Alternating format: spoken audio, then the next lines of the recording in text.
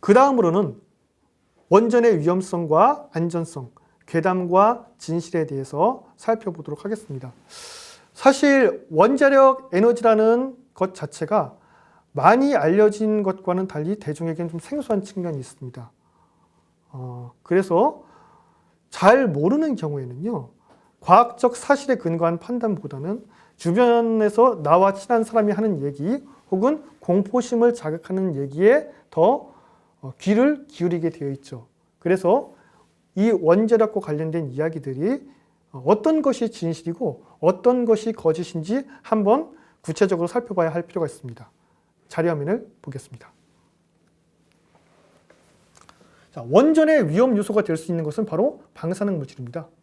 이것 말고는 없어요. 자, 그렇다면 방사능은 얼마나 위험한 것이냐? 충분히 적은 양의 방사능 물질이 있다면 안전하고요. 그 다음에 충분히 많은 양의 방사능 물질에 노출되었을 경우는 위험합니다. 그렇다면 어느 정도 수준의 방사선 양이 위험하고 어느 정도 수준의 방사선 양이 안전한지를 살펴봐야죠. 그 경계선은 자, 유효선량, 방사선량으로 따졌을 적에 약 100mS의 방사선 양이 바로 안전과 위험성의 경계입니다. 그런데 과학자들은 열심히 히로시마와 나가사키 피폭자들의 조사를 통해서 100mS부터는 100mS 이하의 방사선량에서는 건강상의 이상이 나타나지 않는다는 것을 발견했습니다. 그러나 이 수치를 안전치로 결정하지는 않았어요.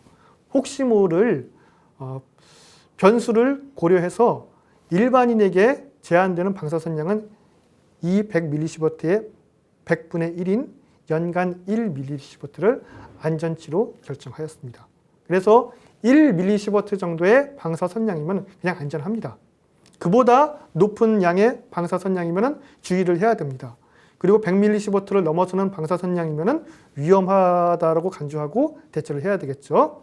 자, 보시겠습니다. 전 세계에서 연간 2.4mS 정도의 방사선량은 누구나 피폭되는 방사선량입니다. 우리나라 사람의 경우에는 연간 3mS 정도의 방사선량에 평균적으로 피폭되고 있습니다. 일본은 우리보다 약 1mS 정도가 더 적습니다. 방사선량이. 자, 10mS 정도의 방사선량은 CT를 한번 찍을 때, 즉 복부 CT 한번 찍을 때 이 정도의 양의 피폭이 되고요. 연간 20mS 정도의 피폭량은 방사선 관련 종사자들의 제한 수치입니다.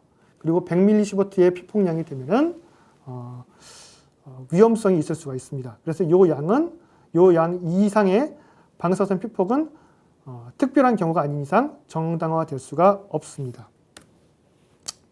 자, 연간 250mS의 방사선 피폭량은요, 이란 람사르의 한 가정주택에서 있었던 피폭량입니다. 자, 자연 상태에서도요, 방사선이 많이 나오는 지역이 있습니다. 대표적인 경우가 람사르 습지 조약으로 유명한 이란의 람사르 지역하고 중국의 양장현, 그리고 케냐의 케랄라 해변 등이 인도의 케랄라 해변 등이 대표적인 지역으로서 연간 방사선량이 10mS를 넘습니다. 특히 일부 지역, 브라질의 구아라파리 해변 같은 경우에는 연간 800mS에 달하는 무시무시한 방사선이 나오고 있는 지역도 있습니다. 자연에서도 핫스팟 있죠. 그 다음 2011년도 후쿠시마 원전 사고 당시에 가장 많이 피폭된 6명의 작업자들이 250mS 이상의 방사선에 피폭되었습니다. 후쿠시마 원전 사고에서는요, 치명적인 방사선에 피폭된 사람이 없습니다. 자, 가장 많이 피폭된 요 6명의 도쿄전력 직원은 250에서 최대 679mS의 방사선에 피폭이 되었는데, 즉 후쿠시마 원전 사고로 인해서 가장 심한 방사선 피폭은 679mS에서 이루어졌습니다.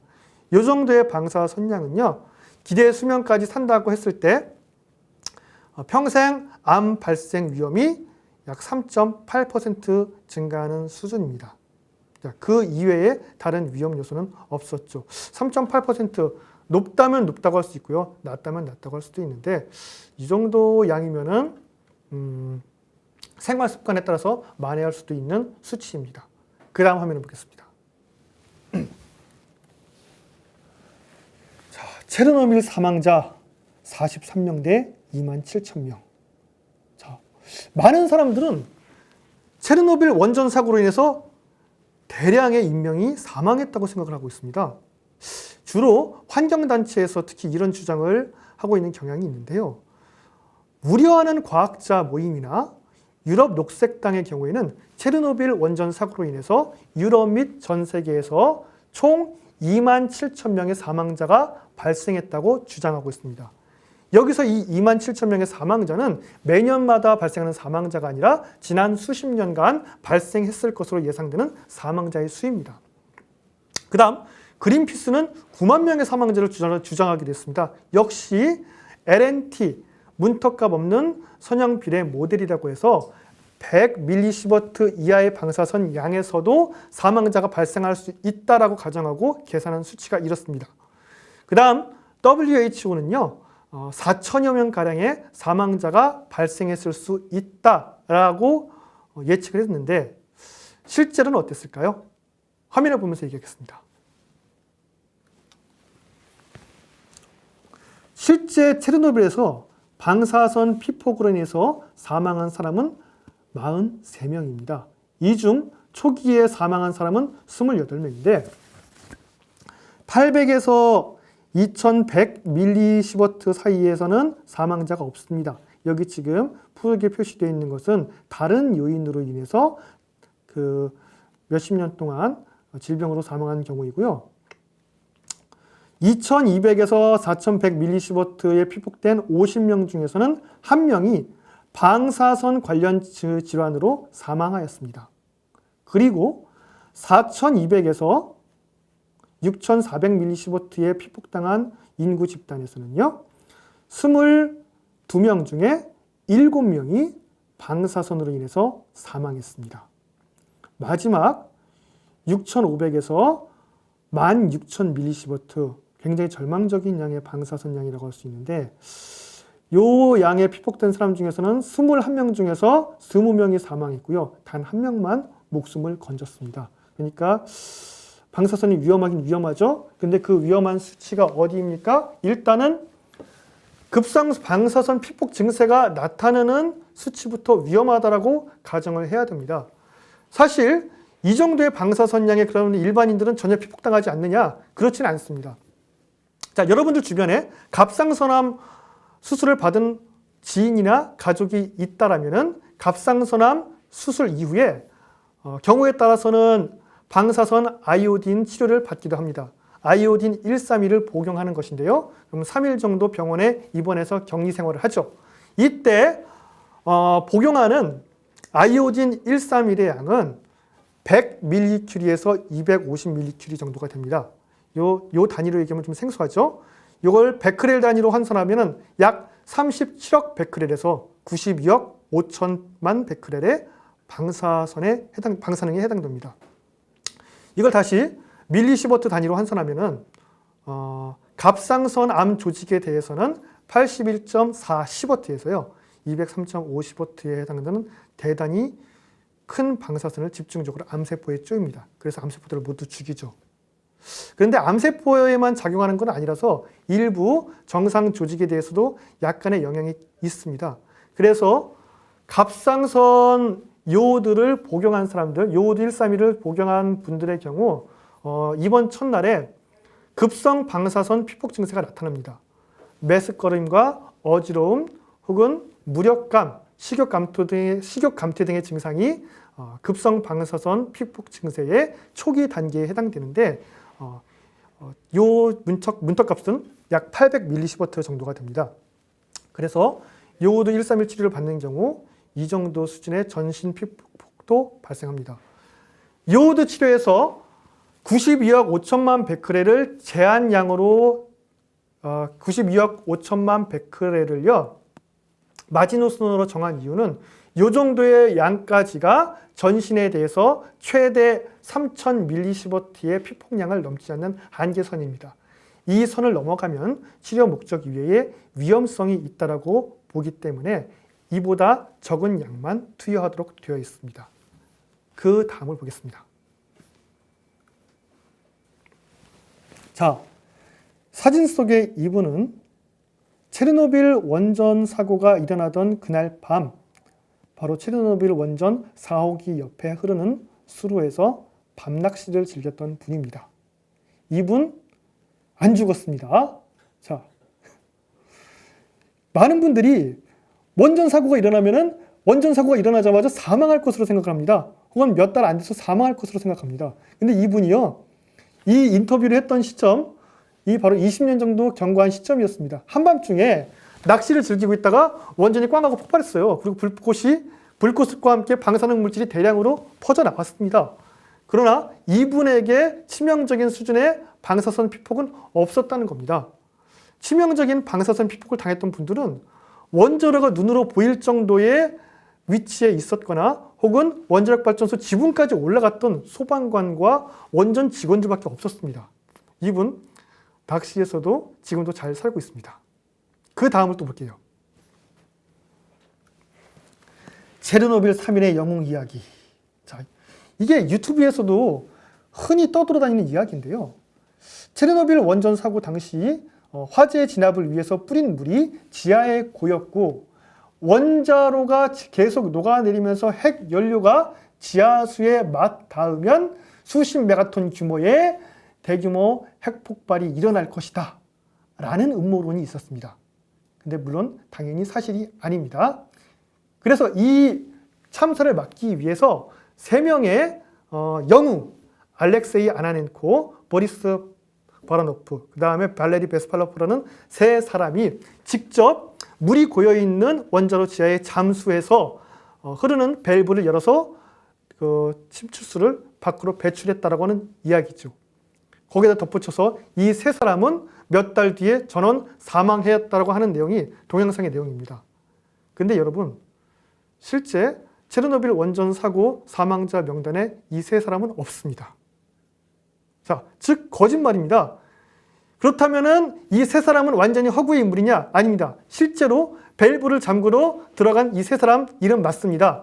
이 3명이 들어갈 때 잠수 안 했습니다. 그냥 무릎 정도까지만 고여 있는 부분을 걸어서 갔어요. 그래서 물에 잠긴 부분에 대해서만 화상을 입었고요. 보리스 바라토프 씨라는 분 한 분만 2005년도쯤에 심장 질환으로 사망하였고요. 나머지 2명은 최소한 2015년도까지도 잘 살아 있었습니다. 자, 여러분들이 생각하시는 것처럼 방사선에 피폭됐다고 해서 혹은 오염수에 닿았다고 해서 그냥 죽는 게 아닙니다. 그 다음 보겠습니다. 원전 사고는 환경에 비가역적이지 않았습니다. 지금 이 사진은요, 체르노빌 통제구역 아닙니다. 지금 동식물들 번식하고 있습니다. 동물들에게 가장 위협적인 요소는 방사선 사고가 아니라 결국 인간이었습니다. 그래서 인간의 발길이 끊기니까 체르노빌 통제구역 반경 30km 안에서는 동식물들이 번성하고 있습니다. 우리나라에 마치 DMZ와 비슷한 경우이죠. 그래서 요약을 하면요, 원자력의 진정한 가치, 치명적인 미세먼지를 감축할 수 있는 가장 효과적인 에너지입니다. 그리고 환경과 생태계에 비가역적인 손상을 입히는 것은 방사선 사고가 아니었습니다. 바로 온실가스였습니다. 그 다음 원자력은 온실가스를 감축할 수 있는 가장 효과적인 에너지입니다. 특히 원자력과 신재생 에너지는 적대관계가 아닙니다. 원자력과 신재생 에너지가 같이 갈 때 바로 온실가스 감축할 수 있고요. 미세먼지 감축할 수 있습니다. 그 다음 기술적 발전 잠재력 및 지속 가능성도 충분합니다. 자, 지금 현재 원자력 발전은요, 우라늄을 원료로 쓰고 있습니다. 우라늄 235를 원료로 쓰고 있는데 238 우라늄도 원료로 쓸 수 있고요. 토륨도 원료로 쓸 수 있습니다. 그래서 지속 가능성은 수천 년까지도 확대가 됩니다. 마지막으로 가장 저렴한 비용으로 고품질 에너지를 제공할 수 있는 에너지원입니다. 특히 보편적 복지 정책에 가장 든든한 발판이 있습니다. 에너지 비용이 비싸다면요, 서민들의 전기요금 올라가겠죠. 에너지 비용이 충분히 저렴하다. 그렇다면은 빈곤층에서도 충분히 에너지를 공급할 수가 있겠죠. 지금 현재 상태로는 태양광 발전과 풍력 발전의 비율을 높였을 때 전기요금은 올라갑니다. 근데 원자력 발전의 비중을 올린다면요, 더 낮출 수도 있습니다. 그리고 거기서 나온 재원을 발판으로 해서 복지 정책도 펼칠 수가 있죠. 그래서 자, 우리가 쓰고 있는 에너지원 중에서 절대적으로 나쁜 에너지원은 없고요, 절대적으로 좋은 에너지원도 없습니다. 그러나 현재 온실가스 문제와 미세먼지 배출의 문제를 고려했을 때, 그리고 또 가채 매장량의 한계를 고려했을 때 화력발전은 언젠가는 멈춰야 됩니다. 그렇다면 미래에는 화력발전이 아닌 다른 에너지원을 써줘야 되죠. 다른 에너지원이 땅속에서 갑자기 나오지는 않습니다. 원자력 발전이라든가 신재생 에너지나 둘 중 하나에서 선택할 수밖에 없죠. 그래서 우리가 미래에 쓰게 될 에너지는 원자력 발전과 신재생 에너지의 조합으로 가야 합니다. 감사합니다.